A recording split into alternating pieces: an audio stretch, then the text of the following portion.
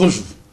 Des pluies très abondantes, mais surtout concentrées de façon successive dans un délai relativement court.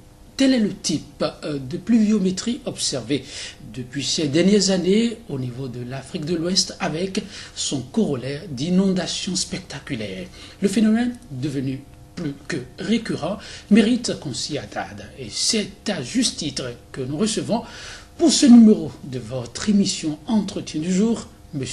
Placide Clédio, à qui je donne plutôt la parole pour se présenter plus amplement. Oui, c'est le professeur Clédio, je suis maître de conférence au centre de l'environnement et en aménagement du territoire.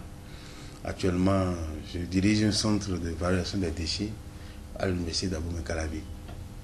Monsieur Placide Clédio, merci de répondre à notre invitation. Merci. Alors, qu'allais-tu faire aujourd'hui de cette nouvelle donne climatique? Il est un fait aujourd'hui qu'il ne pleut plus forcément comme c'était le cas hier. Et quand il doit pleuvoir, il pleut abondamment et dans des temps relativement courts. Les sols n'ont pas le temps de s'assécher avant d'accueillir encore d'autres quantités d'eau. Conséquence, oh là, les endroits qui hier n'étaient pas inondés le sont aujourd'hui. Merci. Ce qui se passe, c'est connu de tous en fait. Ce n'est pas un truc qui est étranger. Ça a commencé il y a très longtemps.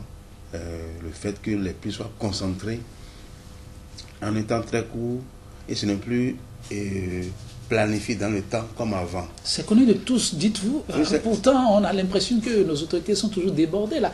Que ce soit le Niger, très récemment, on se rappelle, le Burkina Faso, même le Bénin. Vous dites que ils décident d'être débordés, sinon on a fait ce qu'il faut pour leur expliquer réellement ce qui se passe. C'est les conséquences directes des changements climatiques. Et les changements climatiques, ce sont nos activités que nous menons. Et ça a transformé un peu le comportement de la nature. Donc, ce qui est caractéristique de ces changements climatiques, c'est ça qu'on a vu hier ou avant-hier avec la pluie là. Vous avez une grande quantité qui tombe en un temps très court. Et le sol n'a pas le temps de tout l'absorber. C'est ça qui se répand, qui entraîne l'inondation. Parce qu'il y a deux sortes d'inondations. Il y a ça que nous avons au mois de juin. Mais en septembre, va s'ajouter maintenant les eaux du nord qui vont descendre. Donc voilà les deux. Et chaque année, nous récitons les mêmes récitations. On le fait pour pouvoir trouver les solutions. Donc c'est dire que si on voulait prévenir, on le pouvait. On pouvait. Vous voyez, sur l'ensemble des pays, le Bénin, le Togo, le Ghana, la Côte d'Ivoire, tous ces pays-là, ils sont informés de ce qui se passe. Mais ce n'est pas leur priorité en fait. Ce n'est pas leur priorité. Parce que dans chaque pays, je sais qu'il y a toujours un géographe, il y a toujours un climatologue qui œuvre, qui explique.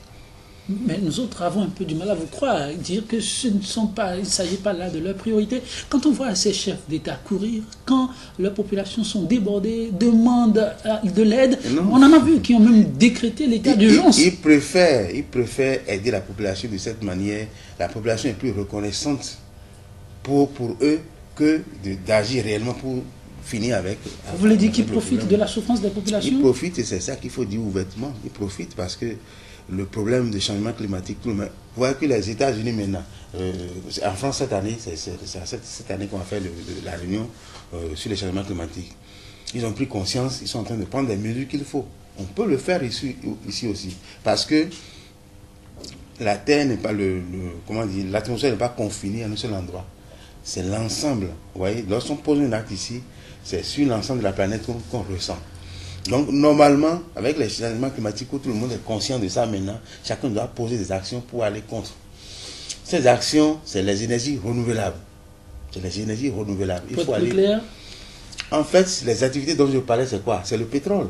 C'est l'utilisation du pétrole qui a entraîné tout ce que nous avons là. Sous toutes ses formes.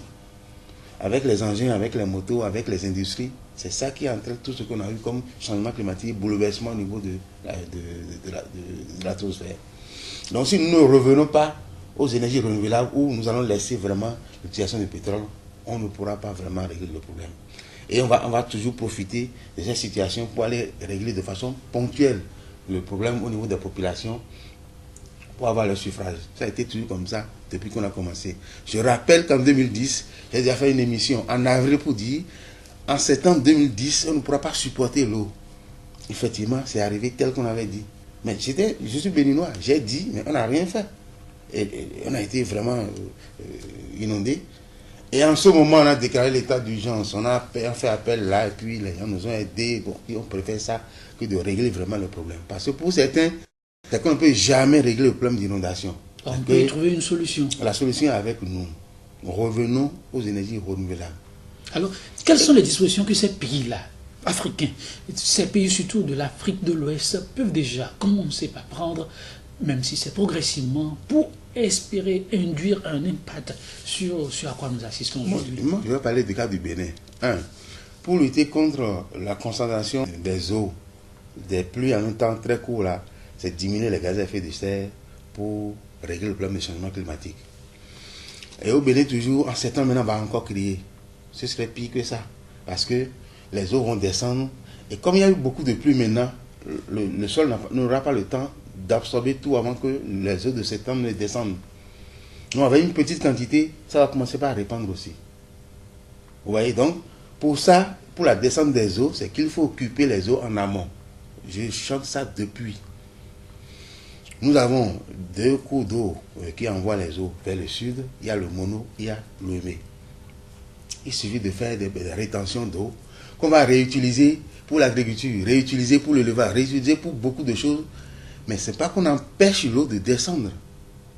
On réutilise, mais on laisse l'eau couler. Mais ça veut dire qu'on va différer la descente des eaux. Donc les eaux ne peuvent plus descendre en un temps record pour pouvoir inonder. C'est la deuxième solution qu'on a proposée. Donc, il y a les énergies renouvelables qu'il faut vraiment utiliser. Et ça, ce n'est pas que on va seulement utiliser les énergies solaires pour les lampadaires. Non, dans les maisons, partout, nous devons les installer. Il y a l'énergie éolienne qu'on peut vraiment exploiter déjà. J'étais le week-end passé au Japon où j'ai exposé ce que je fais sur le campus concernant les énergies, parce qu'on a transformé les déchets en énergie. On a transformé les déchets en biogaz et on utilise le biogaz maintenant pour tourner les groupes électrogènes. Je l'ai exposé, ils ont trouvé ça très bien, mais ils ont dit que actuellement, ils ont dépassé. Actuellement, c'est l'hydrogène qu'on veut utiliser pour régler le problème des énergies renouvelables. Voilà, vous parlez de l'éolienne, vous parlez de l'hydrogène. Autant de concepts qui, pour un certain nombre d'Africains, paraissent un peu trop exigeants au regard de leur budget. Beaucoup disent ne pas pouvoir y aller, ce serait se mettre le couteau au travers de la gorge. Vous répondez quoi à cela? C'est une question de priorité. Si tu prends l'énergie solaire, c'est plutôt l'Afrique qui devrait faire la recherche possible pour rendre le coût abordable à tout le monde. On n'accorde pas d'importance à la recherche. L'énergie solaire, le vrai problème qu'on a là maintenant, c'est au niveau de l'accumulation. Lorsque l'énergie est captée, c'est transformé. Donc ce n'est pas un problème de coût pour financer ces travaux? Non, c'est un problème de recherche d'abord. Qu'il faut voir comment diminuer le coût à travers le système d'utilisation, le système qui compose l'énergie solaire même. Et je dis, le vrai problème actuellement, c'est l'accumulateur. Donc, l'accumulateur, enfin la batterie en fait, qui doit accumuler pour qu'on va réutiliser. Dès qu'il commence à pleuvoir, vous allez voir qu'automatiquement, ça baisse d'intensité. Il faut régler ça. Ce ne sont pas les Européens qui vont le faire. C'est nous qui avons plus d'intensité solaire. C'est à nous de le faire en Afrique. Mais si on laisse ce n'est pas une priorité pour les Européens, c'est pourquoi nous souffrons jusqu'à présent. Et tant qu'on ne va pas revenir et savoir que c'est une priorité de recherche pour nous, on ne pourra pas. Justement, on s'interroge sur le devenu de ces recherches. Des recherches, on en fait suffisamment aussi en Afrique. On se demande ce que deviennent les travaux de ces recherches. Non, au niveau de la recherche, il faut faire encore la part des choses. Le professeur Abiy l'a dit souvent, tu peux chercher à calculer la vitesse de l'escargot. C'est de la recherche. Mais en quoi ça fait avancer ton pays? Il y a beaucoup de choses que nous faisons, mais qui ne sont pas dans la priorité pour aider le pays à sortir du sous-développement. Donc la part de responsabilité des chercheurs. C'est vraiment la part des chercheurs. Nous faisons beaucoup de recherches, mais c'est des recherches peut-être orientées pour notre évolution, mais pas sur le plan national. Parce que la recherche nous permet aussi d'évoluer en grade, d'évoluer en choses, donc on le fait pour avoir ce qu'il faut, le titre.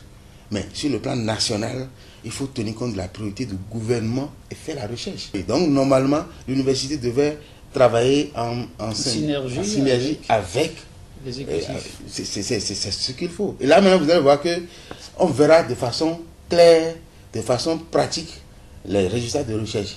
Sinon, nous faisons beaucoup d'efforts à l'université, il y a beaucoup de recherches qui sont effectuées, mais on ne ressent pas parce que ça ne rentre pas directement en ligne de compte. Parlons un peu de ce qu'on observe après ces grandes précipitations. Il y a les exploitations agricoles qui sont vite parties, emportées par l'eau, le bétail qui devient inexistant, le risque de la famine est là, permanent. Est-ce qu'il ne faut pas craindre pour cette Afrique-là qui se cherche économiquement? C'est clair. Vous changez le calendrier agricole et adapter maintenant le comportement de la pluie, là, nous devons nous adapter à ça et non rester dans le schéma classique.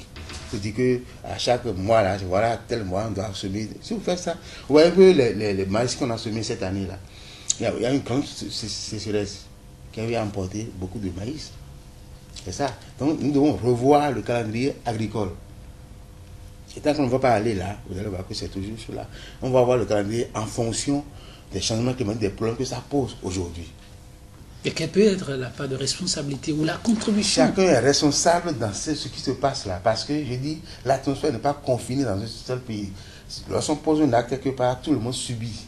Donc nous avons la responsabilité. Autant que vous êtes, maintenant chacun doit savoir qu'il doit diminuer les gaz à effet de serre dans son comportement. Donc dans ta maison, commence par voir la quantité. Allez sur le net, sur le Google, mettez carbone. Pour la population analphabète qui ne savent pas ce que c'est que Google, comment faire? Laissez à faire d'alphabet, c'est toujours, comment dire, c'est les intellectuels qui impriment. Vous savez, parce que tu as un parent, tu as des amis, c'est eux qui impriment en fait le comportement. Donc si tu vas au village, c'est à toi de dire, voilà ce qu'il faut faire. Tu donnes le conseil, ils vont mieux suivre que quelqu'un d'autre. Donc nous savons ce qu'il faut faire vraiment. Je dis qu'il faut diminuer maintenant les gaz à effet de serre que nous avons dans l'atmosphère. Si tu utilises 3 à 4 véhicules, il faut diminuer. Les motos, il faut diminuer. Revenir au déplacement en commun. C'est pour ça qu'il y a maintenant les motos à 2 temps, non? On va là aussi laisser les motos à 2 temps? C'est justement, c'est l'effort ça. Ce n'est pas fini. Je précise et j'insiste sur ça. Chacun à son niveau doit faire l'effort. Ce ne sont pas les autres, ce ne sont pas les pays européens ou bien les pays développés. Non, chacun à son niveau doit faire l'effort. Et en faisant maintenant le bilan sur le plan global, tu vois, sur le plan de la planète, on va avoir une diminution. Donc l'attitude écolo, ce n'est plus à attendre simplement que de ceux-là en charge des ministères de l'environnement. C'est notre erreur, justement, ce n'est pas seulement eux. Je dis c'est individuel, chacun doit poser l'acte. Tout ce qu'on a porté là maintenant, c'est du pétrole. Il faut revoir. Il faut revoir, c'est du pétrole. Un costume, c'est le pétrole.